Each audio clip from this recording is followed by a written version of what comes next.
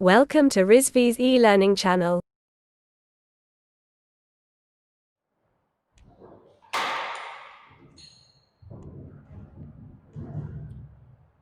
Very good morning to all. Myself Dr. Avresh Pandey. Today I will teach the topic of basic information of op-amp. Op-amp means operational amplifier. Basically, operational amplifier is used for enhancing the strength of the signal. So first of all, हम जानेंगे कि जो है operational amplifier में कौन कौन से component का यूज होता है। तो अगर हम ओप एम्प की बात करें तो ये हमारा ओप एम्प का सिंबल है, जहां पे दो टर्मिनल होते हैं इनपुट साइड और एक टर्मिनल होता है आउटपुट साइड। बेसिकली जो निगेटिव साइन इंडिकेट कर रहा है उस टर्मिनल को हम इन्वर्टिंग इनपुट टर्मिनल बोलते हैं, और जो पॉजिटिव साइन इंडिकेट कर रहा है उस इनपुट को हम बोलते हैं non inverting terminal. Basically operational amplifier में दो इनपुट होते हैं और एक आउटपुट होता है। ये है डिजाइनिंग कॉन्फ़िगरेशन, इसको हम पिन डायग्राम भी बोलते हैं।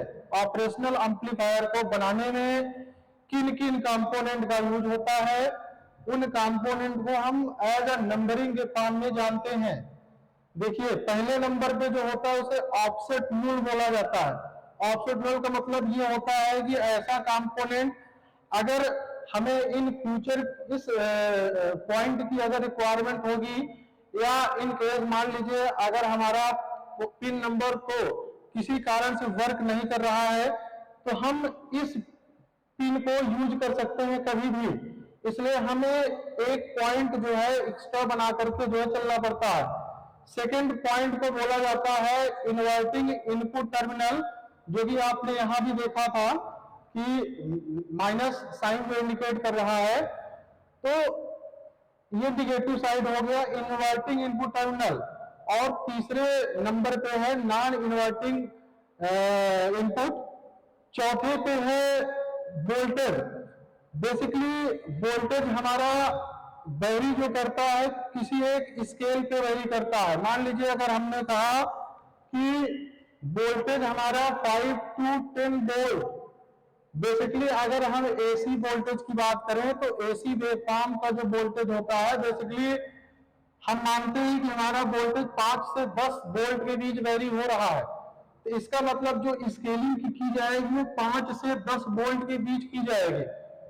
बेसिकली अगर हम वोल्टेज की बात करें तो अगर हमारे पास दो वोल्टेज हैं V1 और V2, तो अगर इन वोल्टेज के बीच का डिफरेंस अगर हमें पता करना हो तो उस वोल्टेज के डिफरेंस को बोलते हैं V2 माइनस V1। तो अगर किसी भी वोल्टेज के डिफरेंस को फाइंड आउट करना है तो उसके लिए हमें एक वोल्टेज को पॉजिटिव रखना होगा और दूसरे वोल्टेज को निगेटिव। तो इसलिए हमने किसी भी ऑपरेशनल एम्पलीफायर को डिजाइन करते समय दो पिन बनाई जाती हैं। एक पिन को जो है निगेटिव वोल्टेज ऑफ टर्मिनल कहा जाता है और दूसरे वोल्टेज को पॉजिटिव वोल्टेज ऑफ टर्मिनल कहा जाता है। Positive voltage of terminal pin diagram के 7वें पॉइंट को इंडिकेट कर रहा है और negative voltage of diagram pin diagram के 4थे पॉइंट को इंडिकेट कर रहा है। और जो यहाँ छठा पॉइंट आपको दिख रहा है ये है आउटपुट टर्मिनल। और बेसिकली 8वां जो पॉइंट है इसको भी बेसिकली हम ऑफसेट नुल भी बोल सकते हैं। 5वां पॉइंट भी ऑफसेट नुल है। ये हो गया आपका ऑपरेशनल एम्पलीफायर का बेसिक पिन डायग्राम। ये आप देख रहे हैं कि हमने सेम ऑपरेशनल एम्पलीफायर को हमने एज अ पिन नंबर के अकॉर्डिंग हमने शिफ्ट किया है। दो अपने जगह पे है, इन्वर्टिंग टर्मिनल के नाम पे है, तीसरा पॉजिटिव टर्मिनल पे है, 7वां पॉजिटिव वोल्टेज को डिनोट कर रहा है, चौथा पॉइंट निगेटिव वोल्टेज को डिनोट कर रहा है, छठा पॉइंट जो है वो आउटपुट वोल्टेज को इंडिकेट कर रहा है। और हम अगर इनके पावर सप्लाई को देखा जाए या बैटरी जो भी हमने कनेक्ट किया है, आप देखेंगे कि 7वें पॉइंट को चौथे पॉइंट से कनेक्ट किया गया है। तो कहने का मतलब देखिए, हम किसी भी वोल्टेज के बीच का अगर डिफरेंस भी फाइंड करना होगा तो हमें देखना होगा कि हमारा वोल्टेज कहां से कहां के बीच वेरी हो रहा है। तो हमने दो वोल्टेज अप्लाई किया है, एक वोल्टेज है 15 वोल्ट और एक यहां पे 15 वोल्ट। अच्छा, सिलेबस में एक नाम आता है 741। बेसिकली ये आईसी का नंबर होता है 741, और ये आईसी का 741 नंबर यहीं से निकल करके आया है।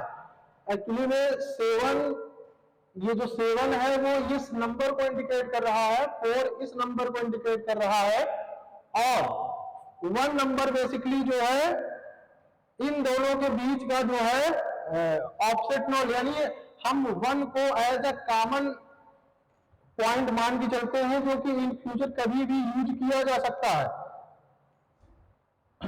ये है आपके आइडियल ऑप एम्प का बेसिक इक्विवेलेंट सर्किट डायग्राम। ये आपका वोल्टेज V2 रिप्रेजेंट कर रहा है, यहां पर वोल्टेज V1 रिप्रेजेंट कर रहा है। अगर हम इन दोनों वोल्टेज के बीच का डिफरेंस की बात किया जाए तो वोल्टेज डिफरेंस होगा VD।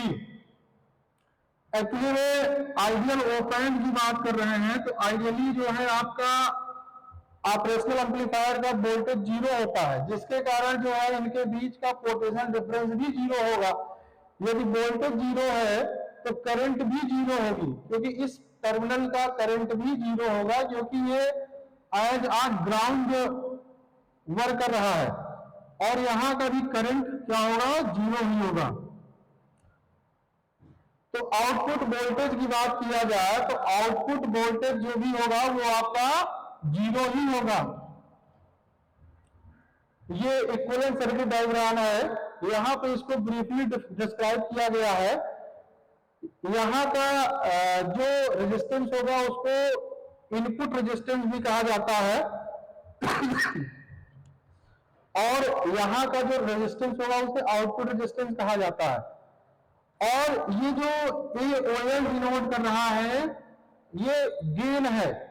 बेसिकली हमने जो वोल्टेज हम यहां से लेके चले थे V2 माइनस V1, अब वो वोल्टेज आपका कितना गेन किया, उस गेन को कैलकुलेट करने के लिए हम AOL पैरामीटर से डिफाइन करते हैं।